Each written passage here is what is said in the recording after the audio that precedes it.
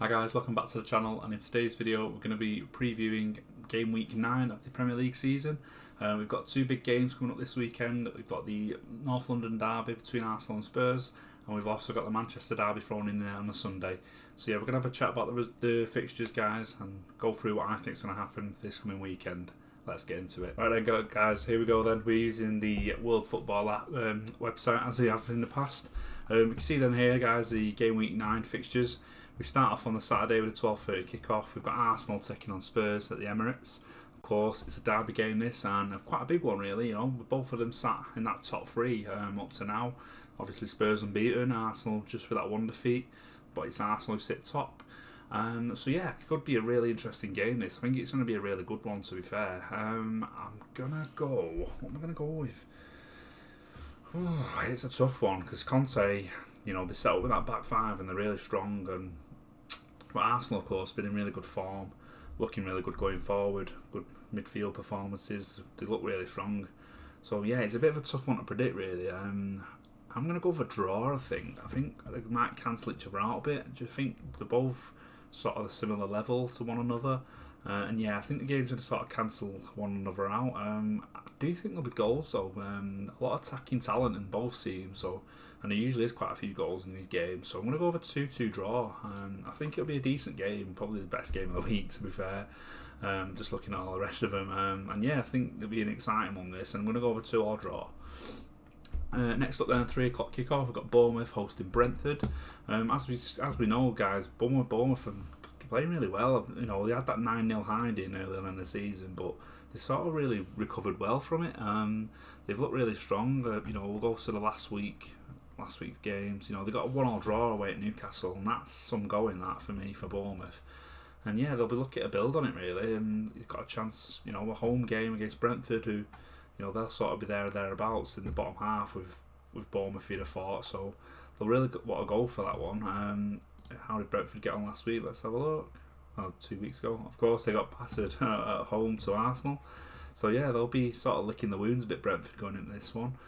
I'm going to go with Bournemouth win, I think. I'm going to go with a 2-1 Bournemouth win. I just fancy Gary O'Neill to sort of... I actually think he might get the job permanently. You know, he's had a really good start there, and it is a big risk, don't get me wrong, taking a punt on him, but we've seen it in the past with the likes of I don't know, Solskjaer. I'll use an example when he's at United. You know, a club, sort of someone who's near and dear to the club, and they sort of come in and have that impact.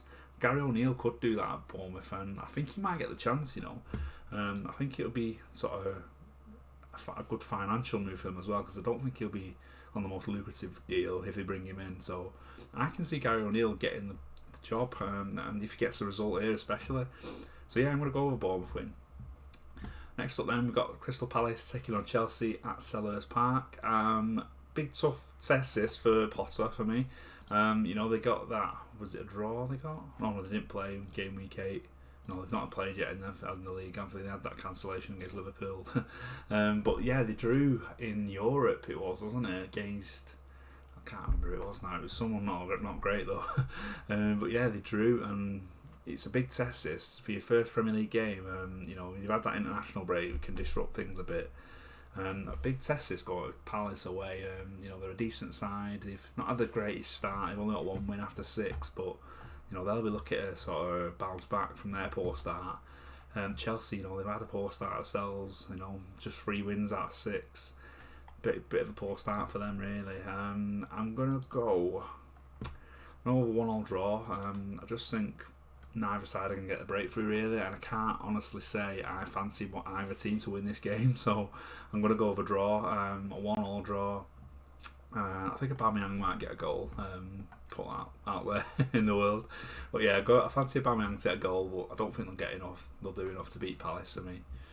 Next up then, we've got Fulham taking on Newcastle at Craven Cottage, and what a start Fulham have had. If you look at that, after 7 games, sat in 6th place, you know, with 3 wins, you wouldn't have put them there after 7 games. I don't care who you are. I think Fulham, everyone fancied to be down here, where Forest, West Ham and Leicester are, including myself, to be honest. I didn't think Fulham would have such a good start. Mitrovic has been on fire, and they brought in the likes of Palhinha, and Pereira's playing well as well. So yeah, it's a really good start for Fulham. How will they get one in this game? For me, Newcastle have not had the greatest start. You see their one win, the draw specialists, aren't they? 5 draws there. I don't think this game is going to be a draw. I think they're going to be a win, but it's really tough to predict what way it's going to go. I just don't think Newcastle can keep that run of draws going. That's the logic behind it. I'm going to go with Fulham. I'm going to go with a 2-1 win for Fulham. I think it'll be tight, but I think they'll get the win in the end. I fancy Mitrovic to get 1 or 2 in this game. I fancy them for the win, to be honest. Next up then, we've got Liverpool taking on Brighton. Brighton, brilliant start, but they've got a new manager now. So Brighton have got a new manager in Roberto De Zerbi, and what a tough task this is for his first game in charge. Going away at Anfield to Liverpool, who they're lucky to bounce back from some poor results they've had recently, and it's a good chance really for Liverpool to get a good result here against Brighton. De Zerbi's come in. They've started really well, but obviously with Potter leaving, it's going to disrupt them. I fancy Liverpool. I keep saying it every week and they keep letting me down.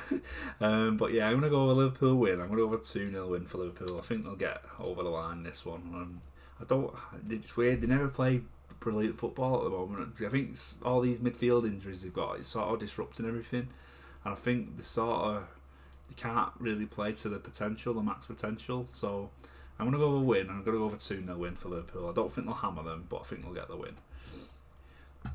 Next up then, another 3 o'clock kickoff, guys. We've got Southampton taking on Everton at St Mary's Stadium, and looking at the start these two have had, Southampton, they are just below Everton there, as we can see in the table. Both sat on 7 points, just on goal difference. Everton are above them. Could be an interesting game. Both really need a win really to sort of push the way out of this sort of pack here, this bottom pack that's developing. What way will it go? Well, that's the question. I fancy Everton to get a win. I don't know why. There's something that's happened lately at Everton that they sort of starting to make me believe in them. They got that win against West Ham, which Neil Maupay looked really good throughout. Got himself a goal. Something there that I'm just starting to believe with Everton. The new guy they got in, Onana, looks strong. He looks a good player. Maupay, they've brought in a striker that we've needed for a while. I'm going to actually go with a 2-0 win. I don't know why I put 2 on there. Southampton, they can be quite good at home, but I do fancy Everton. They've kept Gordon. They're sort of slowly building something there for me. I just think they'll get over the line. I fancy them to win 2-0. I don't know why. It's just something that's sitting in the back of my head. I think they'll win this game. Next up then, we've got West Ham taking on Wolves and the 5:30 kickoff on the Saturday. And as we can see here, both sides really struggling. Wolves just sat above that bottom 3, and West Ham, they're currently just in the bottom 3. This could be an interesting one, as I think it'll be Diego Costa's first game. Wolves, they got thrashed in the game before the international break off City. West Ham, of course, lost as well to Everton away. So it'll be a bit of an interesting one. Both sides coming off losses. West Ham, you'd sort of fancy them with a home form, with a home field advantage, should I say. Tough one to predict though. I'm going to go with a 1-0 win for West Ham. I think both sides are really struggling to score goals. As you can see here, they've only scored 3, both sides. So yeah, it's goals that they're struggling for, and I think West Ham will just get over the line in the end. Someone like a Soucek to get a winner, someone like that. And yeah, I think they'll just scrape a win in the end, and I think it'll be an important one for West Ham and David Moyes. Next up then, we've got the Manchester Derby, 2 o'clock kickoff on the Sunday. I will be going. I can't wait. We get spoilt so much by Premier League, but it's been coming thick and fast in that couple of opening weeks. And as soon as that international break hits, you sort of like, God, just let me carry on with this Premier League football. But yeah, we've had the international break. We didn't get on well, did we? Defeat to Italy, and we did well to fight back for a draw with Germany, but yeah, it weren't great, was it? And then more calls for Southgate out, which, it's unfortunate, but it's just boring football. But yeah, we're back, and a massive game, Manchester Derby. No injuries as note really, apart from Stones for City. I don't think United have got any either really, apart from Maguire, which I don't think he'd have played anyway. Varane and Martinez, they've been the stalwarts in there. So yeah, it'll be an interesting game for me. United, they played well after them 2 opening losses they had. As you can see here, they've battled back, won 4 in a row. 0 goal difference, bit of an interesting stat. They've not been battering teams, but they've sort of got themselves over the line in quite a few games, like some Leicester, and I think it was someone else they just about beat. Who was it? Let me find it. Leicester and Arsenal they battered. Southampton, that was it. Leicester and Southampton, they just scraped wins there. They've been winning ugly, but this is a team that you're not going to win ugly against. I don't think. I'm pretty confident we'll get a win, if I'm honest. I just think we're better than them. I hate to sound arrogant, and I know I might trigger a lot of United fans saying this, but I just think we're a better team than you. I'm not being arrogant, like I say. I just think at the moment we're a better side than you, more settled. Ten Hag's going to come in and do some good things for you this year, and I think you might get top 4. I didn't think you would at the start of the season, but from what I've seen in these last 4 games, you look good. You keep that centre-back partnership. You get Casemiro into your side, and I think you've got a chance of getting 4th. I really do.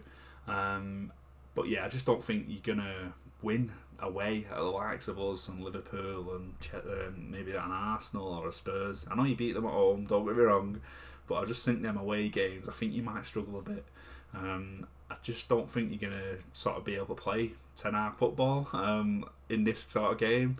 I think we're going to beat you. I'm not going to say we're going to batter you like we did last year and a couple of years previously, but I'm going to go over 2-0 win.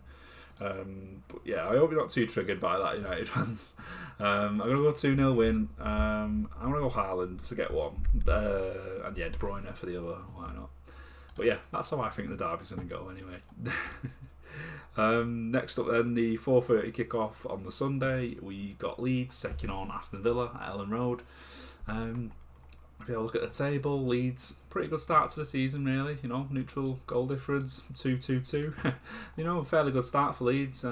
Jesse Marsch, lucky to implement something there. They're playing a really high pressing game. They brought in a lot of young guys, Sinistera, Aronson, players like that who are capable of performing this press, if you like. Tyler Adams, another one as well. But yeah, they're developing a good little side there. For me, I worry about the defence still for Leeds, if I'm honest. I just don't think it's that good. I'm sorry to the Leeds fans, but yeah, I don't think your defence is brilliant. I do fancy though in this game, to be fair, against Villa. I don't think Villa are the best team in the league. Gerrard is sort of trying to build something there, and it's sort of not working. I don't think he knows his best formation, if I'm perfectly honest. I do think you'll beat Villa. What score do I think it's going to be? I've gone with a lot of 2s and stuff here, but I just think that's the way it's going to go this week. I'll go with a 3-1 win for Leeds. I'm excited by your team. I think you got a lot of capability of scoring goals there. I think keeping them out of the back of your net is the big thing for me. But yeah, I fancy it. Beat Villa. I'm going to go with a 3-1 win for Leeds. Next up then, we've got Leicester taking on Forest. This is a East Midlands derby, correct me if I'm wrong. The Monday night kickoff. We've got Leicester, King Power, 8 o'clock, East Midlands derby under the lights. Should be a tasty one really. Forest, they've brought a really good atmosphere everywhere they've gone thus far, but not great football. They brought in 22 players or whatever it is, and they just struggle to settle, aren't they? This is another case of a bit of what Gerrard's suffering from for me with Cooper. I don't think he knows his best side. That might come in time where he does sort of develop like a good squad and he knows his best team, keeps playing them. But for me, when they played City, they did make 5 changes, and Forest for me, when they brought this 5 sub rule in, I thought, you're not your poorer teams. I don't mean any offence by that. I mean you sort of bottom half teams. They won't use 5 changes. They know the best team. They're going to field that. And that'll be it. They'll make 1 or 2, for fresh legs, but they're not going to make 5 changes. They've not got the capability. Forest have got this massive squad, and for me, they don't know the best system and they don't know the best formation. But Leicester, again, another team that are struggling. This is totally opposite. These have signed 22. These have signed practically no one. So it's just both teams here, total polar opposites, and look where they sit in the table. It's going to be a real tight game, this, and for me, because of that, I'm going to go with a 0-0 draw. Tight affair. I just don't think either side's going to want to lose. I fancy Forest to hold them out. Yeah, I fancy a 0-0 draw in that one. Bit of a drab game, but that's how I think it's going to pan out. So we'll calculate that, guys, and see what the table looks like after all that. So we've got City that have gone to top, Arsenal in second now, Spurs third, Fulham in fourth, that's a shock. Brighton sat in fifth, Liverpool sixth, United seventh, Leeds eighth, Chelsea down in ninth now, Bournemouth 10th, brilliant there for them that. Everton up to 11th, Brentford in 12th, Newcastle down to 13th, Palace in 14th, West Ham now out of the bottom three, Villa down to 16th, Southampton down to 17th. We've got bottom three, all Midlands. We've got Wolves, Forest and Leicester at the bottom. So yeah, guys, that's how I think the table's going to look like after game week 9 of the Premier League. Right then, guys, it's the FPL side of things now. We're going to have a look at how we did in game week 8. We did pretty well, as you can see there, 71 points, you know, pretty good week for me that. We did make the one change. We brought in Son and he got a hat-trick. Don't get me wrong, when I seen he was on the bench in that game, I was like, oh my god, I've made the total wrong decision here. But he came on and he scored 3 goals. Really did shock me. You know, when I seen him come on, I thought, oh, he might get 1, but yeah, I didn't think he was going to get 3. Obviously got a star man. I was Cancelo against Wolves. I captained Haaland, he got the goal. Yeah, did pretty decent week in game week 8. We're going to move on then to game week 9. Let's see what we've got going on. See what transfers we can make. We've got 2 transfers and 1.2 million to spend. What I am going to do, I'm going to take Son out straight away and I'm going to put Mo Salah in. Just because he's got the easier game. It's a change that I could make to and fro quite a bit. You know, Spurs have Arsenal away. I do think Son might could play and do quite well, but you just fancy Salah at home to Brighton, if I'm honest. So I'm going to make that change straight away.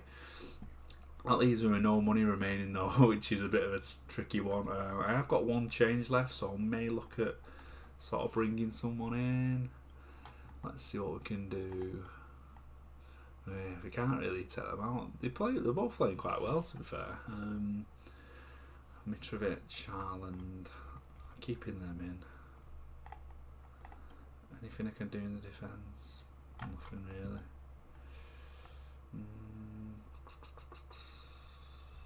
Henson's doing quite well, isn't he? Saliba.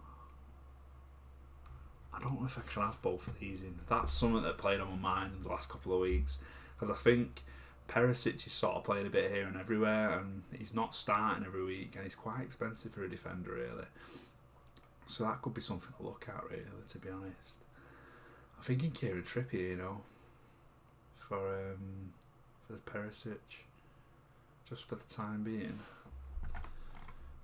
If he nails a starting place down, I might start putting him back in. But for now, I'm going to take Perisic out. And I'm going to put Kieran Trippier in.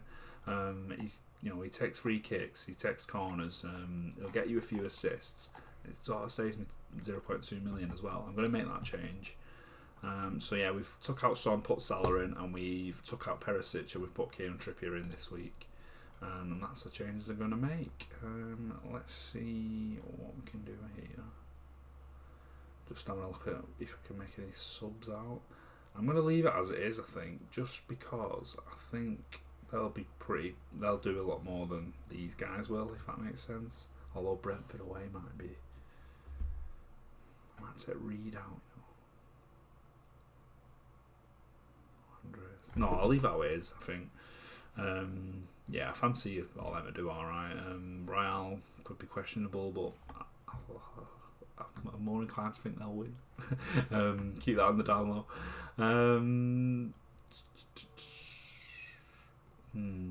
Strange one. Dalot, I don't think he'll do very well. Yeah, I'm going to leave it like that, guys. For captain, I'm going to put Salah captain, I think. I know that's a bit of a strange one. You know, a lot of people back Haaland in every game, no matter who they play. I'll leave him as vice.